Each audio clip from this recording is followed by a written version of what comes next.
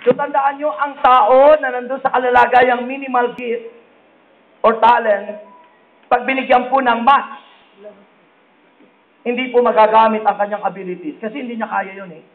Ako man, ilagay mo akong mag-drive ng sakyan, hindi naman ako halimbawa marunong mag-drive, babangga lang yung sakyan. Ako man, ilagay mong presidente ng Pilipinas. Narinig ko doon sa mga nagkukwentuhan doon sa mga driver, saka doon sa mga taxi driver. Sabi ng mga taxi driver at saka mga driver, aba, grabe!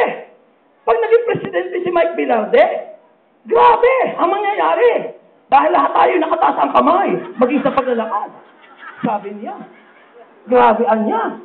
At saka isipin niyo, anya, pag naging presidente si Mike Velarde, abay talagang uunlad ang bayan. Bakit anya? Sapagat ang lahat ng payong ay babalik na rin at sasahurin ang biyaya.